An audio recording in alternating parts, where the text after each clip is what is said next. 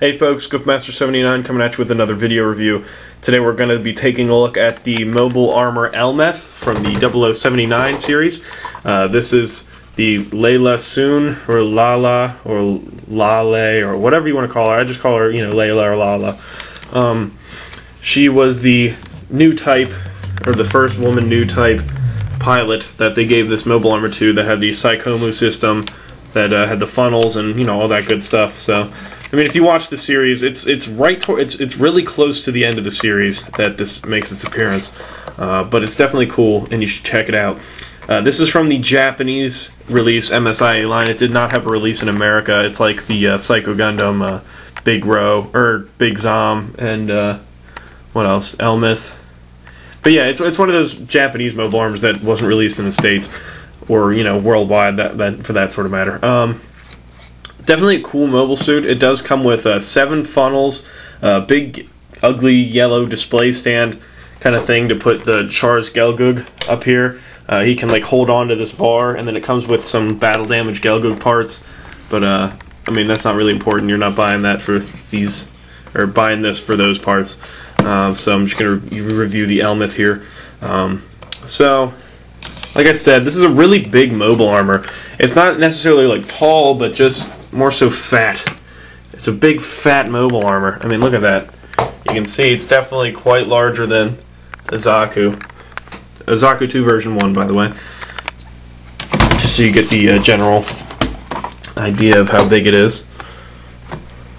So I mean, don't get me wrong, this is a really big mobile armor. Yeah, but still, it's just fat. But this is really cool. It's really detailed. I can't tell if it's panel lined or not. I don't think it is, but I don't think that's really the point. This thing is just so detailed and everything that, I mean, what else could you really ask for? And I like the the crest on here. And if you look inside here, there's a tiny Layla or Lala. Let's see if that'll focus. I don't know if that's going to focus or not. Yeah, you can see a tiny Layla, or Lala, whatever you want to call her in there, which is pretty cool. So, yep, and you can definitely tell she's got her weird helmet on and her hair sticking out and everything. It's really detailed for a part of the toy that you're not going to see very much. So, I thought that was a really neat little touch that they added. This does have sounds. It does not have lights, which is kind of unfortunate. Well, not necessarily unfortunate, just, it's whatever to me, because I'm not, I leave them up on a display shelf, so I'm not really too worried about sounds and electronics. So I'll show you all the features here quickly. These cannons will rotate that far on either side. Like I said, on the back here, there's these 2 holes that hold, each hole holds 1 funnel each. There's these buttons on top.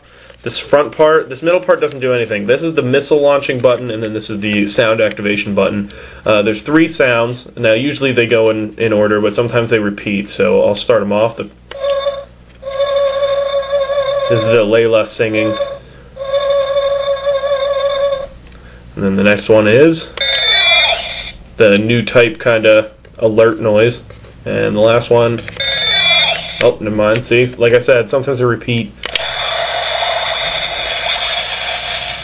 That's just kind of like a laser blast noise. But on the back, if you press the button, you got to press it twice just to launch both the funnels. These doors just kind of blast open, and yeah, so you can see it's got a pretty decent range. You can see inside there it just holds the 2 funnels. And that comes with 7. I'm only showing you 2 because there's no point in showing the rest of them. There's just little purple funnels like in the show. So definitely really cool, very detailed as well. I like all the paint apps, because they could have just made these solid purple, but they painted all the little individual bits and pieces right there, which is really nice. So personally, I think for every detail that Bandai skips on one figure, they add a whole lot more to another one, so I'm not really complaining. So yeah, this is the Elmeth. it's definitely a huge mobile armor, and it's a pretty rare mobile armor actually, because not a whole lot of people, I guess they didn't really make a whole lot because they didn't expect people to actually want it. But it'll go anywhere from what I've seen to 80 to about 150 bucks on eBay, and that's just, you know, a rough estimate, because any of the Japanese only release mobile armors are going to be very expensive because there's a big collector market in the, you know, the United States or UK or whatever. But definitely something you want to pick up. Oh, I almost forgot to mention, this guy does have landing gears on the bottoms, as you can see right here. You pull that out, if I can get this out, and it just sort of clicks into place. And he's got a little landing gear back there. I'll put that away for now. And the front landing gear, of course, pull this down, and then that whole section comes out, and then you bring it around, and then just sort of lie it like that. Pretty cool, if I do say so myself. So yeah, almost forgot about that. You're welcome. So yeah, this is the Elmeth. Really cool mobile armor. Definitely worth picking up, especially if you're a fan of the whole, you know, new type kind of business. So, like I said, it's going to be pretty expensive, but it's definitely worth the money. It's a cool figure, toy, explosion, base, ship thing. So yeah, that's about it for the Elmeth. Thanks for watching my videos. If you like them, subscribe. I did get this in a trade from Asian Mocha, also known as Astro GM 0089. I'll be posting a link to his channel on here somewhere, so watch out for that. Definitely check him out. He's a really cool guy. You know, he does a whole bunch of anime kind of style reviews, so if you like what I do, you're gonna like what he does. So go over and check him out and subscribe. So, alright, until next time, Semper Fi, Marines.